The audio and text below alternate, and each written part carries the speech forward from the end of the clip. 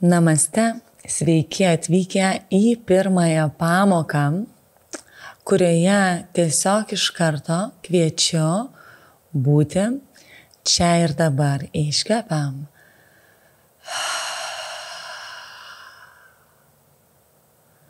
Ir tiesiog galima akimirką, kad ir trumpą, pabūti čia ir dabar.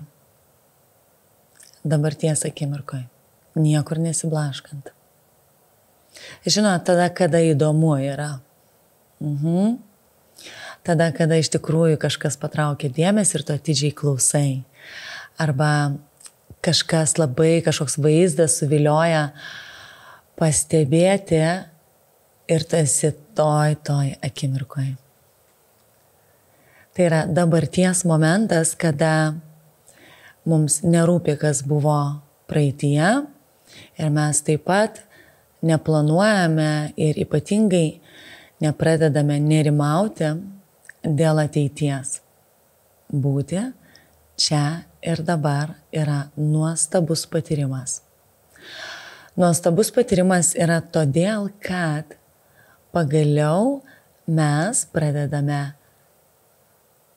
justi visą tekantį per mus gyvenimą. Nes gyvenimas vyksta čia ir dabar. Ir kai mes pasižiūrim į praeitį, kad ir kiek mes norėtumėm užsikabinti už jos jau nebėra. Kai mes žiūrime į savo ateitį, mes jos irgi negalime pačiupinėti, negalime patirti, galime įsivaizduoti, bet jos nėra šitoj fizinėje realybėje. O mes esame fizinės būtybės. Ir čia ir dabar vyksta mano, tavo gyvenimas. Tam, kad patirtume savo gyvenimą, tam, kad suvoktume, kas vyksta mūsų gyvenime, tam, kad sąmoningai pasirinktume, tam, kad suvoktume, ko bijome ir kas mums neleidžia eiti savosios autentiškosios laimės link. Tam, kad suvoktume, ko siekiame, o nesiektumėm tiesiog automatizuotai, įsiskubėdami ir iš tiesų nesuvokdami, kur mes skubam. Ir manau, kad tikrai daugelis mūsų esame patyrę šitą jausmą, kada skubam ir gale dienos jau nebesuprantam, vardan ko mes tai darom. Būtina sąmoningai sustoti, pradėti kvėpuoti ir nukreipti savo dėmesį į save. Ir pirmiausia, tai yra į savo vidų. Ir tik tada mes galėsime pastebėti, kas vyksta ir su mūsų išoriniu gyvenimu. Tuo metu, kai mes sustojame, sąmoningai sustojame, pradedame kvėpuoti, sąmoningai pradedame kvėpuoti ir pastebiu, kad šią akimirką vyksta manyje, tai yra ta tikra žodžio prasme mentalinis sporto klubas, mentalinis džimas. Mes tokiu būdu laviname savo protą ir tokiu būdu stipriname savo vidinį sąmoningumo raumenį, kuris mums padeda kasdienoje vaikščioti ne su užrištomis akimis, bet iš tiesų atsimerkus ir matant realybę taip, kaip yra iš savo vidinio pasaulio. Ir dabar šią akimirką tiesiog sustojam, pradedame kvėpuoti,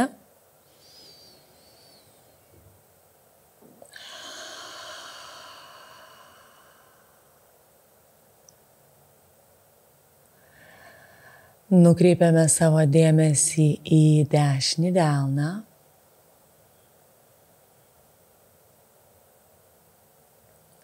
Dabar į kairį.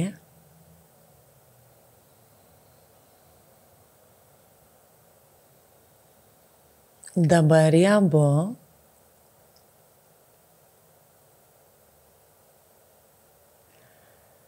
Dabar iškvepiam ir visiškai viską paleidžiam.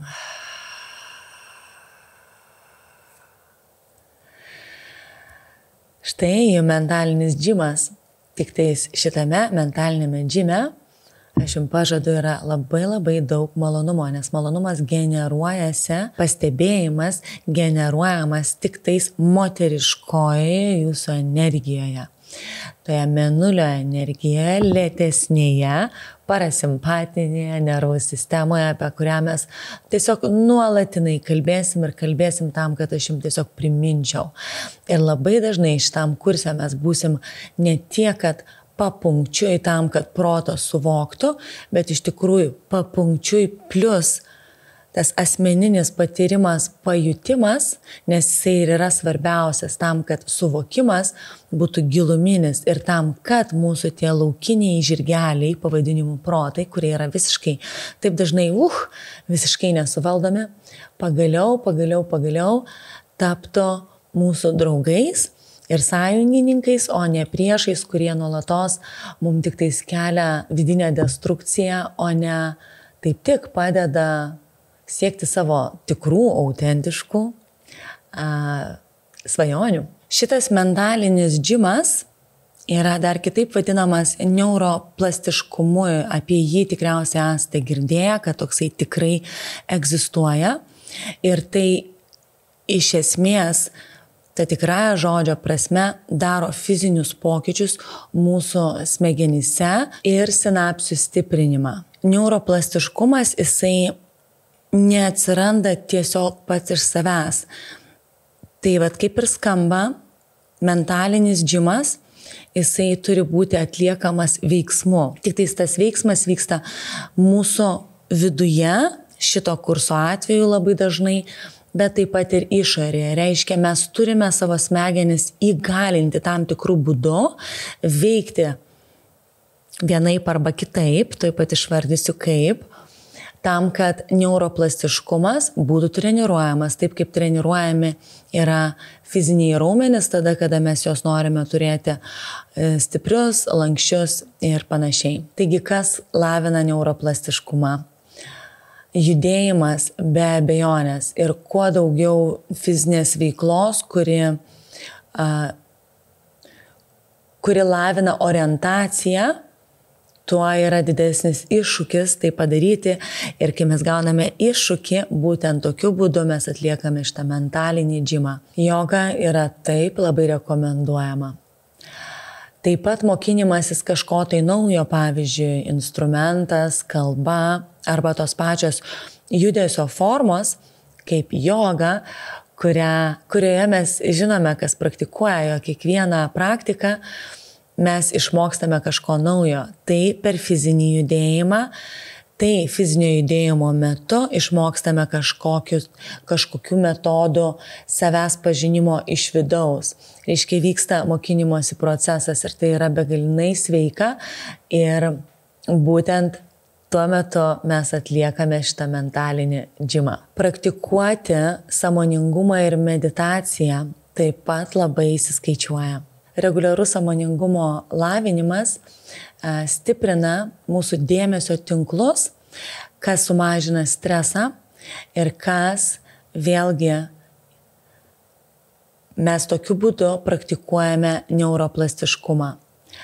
Sąmoningumas ir meditacija, per jas mes natūraliai save vedame į parasimpatinę nervų sistemą ir vėl apie tą patį mes sugrįžtam, kad reiškia susitelkia mūsų dėmesys, mes esame ramesnėje vidinėje būsenoje, mes patiriame kur kas mažiau streso ir tokiu būdu, kuris yra labai malonus, mes atliekame savo šitą proto lavinimą. Tuomet, kai mes šitą proto lavinimą darome nuolatinai, tai yra su pastovumu, kai mes medituojame su pastovumu, tai neša visuomet geresnį rezultatą ir tai yra vėl tas pats apie neuroplastiškumą. Reiškia, yra viena pusė, kada yra labai sveika mūsų smegenim tam, kad jos treniruotųsi ir kurtų tuos fizinius pokyčius mumyse, kad gautų iššūkį. Reiškia, jeigu aš, pavyzdžiui, visą laiką galvojau, kad jau kas, bet aš niekada viešai negalėčiau kalbėti. Ir dabar aš bandau save įtikinti, kad aš galiu viešai kalbėti. Ir man tas labai sunkiai sekasi. Man vis tiek viduje groja ta pati mantra, kad aš negaliu viešai kalbėti, arba nemoku, arba man yra nekomfortas ir taip toliau. Ir reiškia, šitas įsitikinimas man atitinkamai paveikia, ar aš iš viso atsirandu čia ar nesirandu čia, tiesa, bet tuo pačiu tai kelia man vidinį iššūkį, mano vidinėme suvokime, kas yra nepatogu, ir tai yra jaudžimas. Taip, iššūkis jau yra sveika. Ir kai mes ant to iššūkio pridedam pastovumą, mes ne tik laviname neuroplastiškumą, bet mes iš tikrųjų ir naujai įsodiname, pavyzdžiui, naują įsitikinimą į save. Vieną kartą pagalvojus apie tai, kad aš galiu viešai kalbėti, man yra aš nepatogumą pajuntu, bet ar įsitikinimas iš tikrųjų pasikeis taip per vieną kartą, kažin.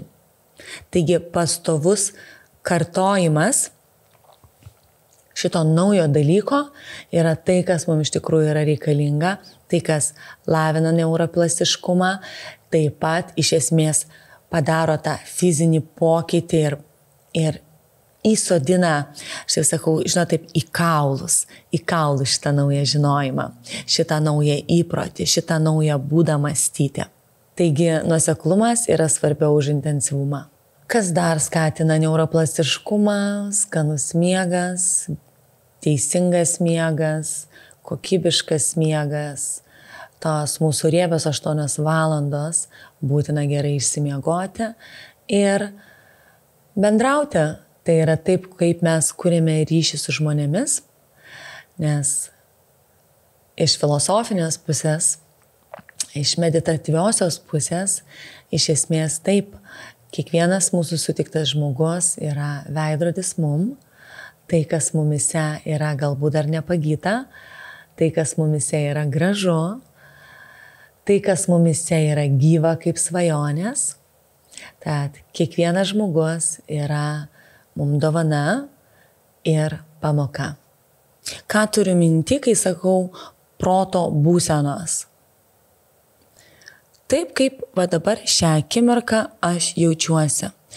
Mes galim labai protingai įpinti tas būsenas į tam tikrus žodžius, kartais tai būna jausmai, kartais tai būna emocijos, kartais tai būna nuotaikos ir psichologinė prasme jos turi tam tikrus skirtumus, bet taip jeigu žemiškai, žmogiškai paprastai, mes patirime labai daug skirtingų būtent proto būsenų. Nerimą, laukimą, nekantrumą, liūdesį, meilę, džiugesį. Reiškia labai skirtingos spalvos, kurios tiesiog va taip mums nutinka. Ir tik tada, kada mes pastebime šitas proto būsenas, tik tada mes galime su jomis kažką daryti. Įsivaizduokit, kai meniu yra šitoksai didžiulis. Aš galiu ir tai būti, ir nerimauti galiu būti ir laiminga, galiu ir džiaugtis, galiu ir stoj supykti, ir galiu pradėti trepsėti kojytę, ir tada liūdna pasidaro, tada Disneylandą prisiminiau, tada visai fainiau, ir tada gavau Instagramo ten kažkokį tai laikiuką ir panašiai. Ir jeigu iš tų procesų savyje mes nepastebime, tai tiksliai taip, kaip pas tas paaugliukės 12 metų, kaip Ala Tamulienė sako, ta 12 metų mergaitė trepsi kojytę su 2 kasytėm, nesvarbu kiek jai metų, ir pati nesupranta nei ko nori, nei kas jai šią akimirką yra, ir mes ten vadinam, kad čia paauglystės hormonai. Ir taip dažnai būna tokie paauglystės hormonai pas suaugusį žmogų. Tai yra tada, kada mus tiesiog tampo vienos proto būsenos, kitos proto būsenos nešioja. Čia vieną akimirką vienaip, kitą akimirką kitaip. Ir tik tada, kada mes pastebime,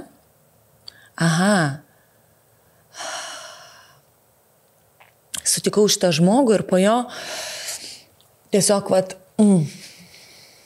kažkas viduj spurda. Labai dažnai pastebėsit, kad tai yra kūne, visada būna kūne, bet kartais ateina tas pastebėjimas per kūną. Skirtingai. Mes būna protų tą suvokiam, būnam širdimi išjuntam per kūną. Ir tik tada tą akimirką mes galime kažką su to padaryti, tai yra iškvėpti šitą būseną, kuri galbūt buvo išprovokuota santykėje su kitu žmogumi. Arba, kaip sakom, sutikau su tuo žmogumi ir tiesiog taip mane išgrėžė, arba taip man stresą, užpylė ant manęs kažkaip tai, užpylė savo energiją.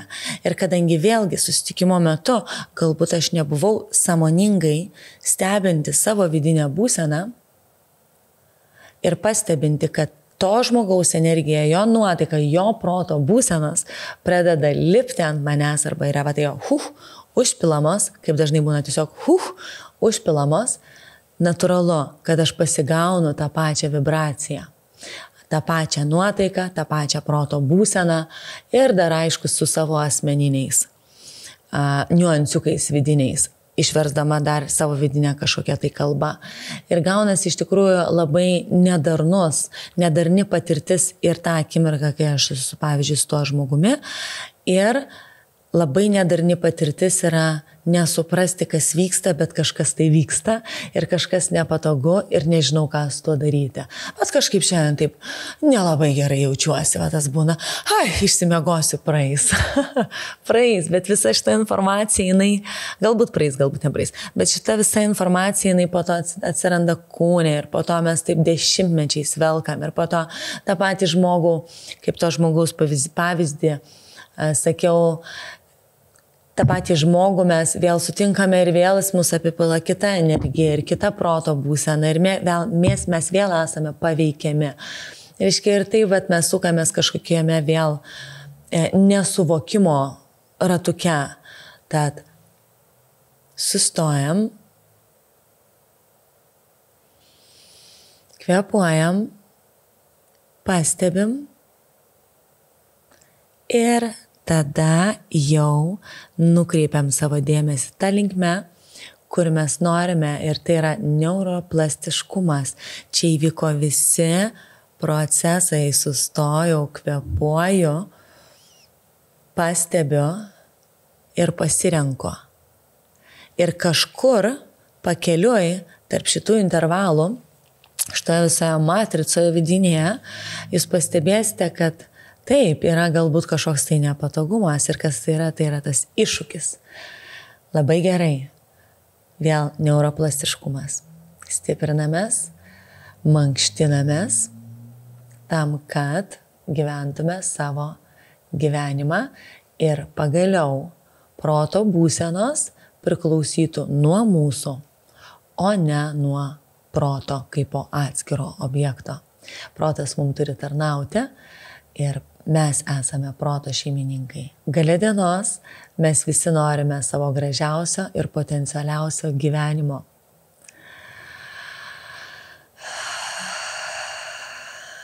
Ir jis prasideda čia ir dabar, sustojus, kvėpuojant, pastebint ir pasirenkant savąją laimę kasdien. Praktikuokite ir būkite laimingi. Mano širdis sveikina jūsų širdis.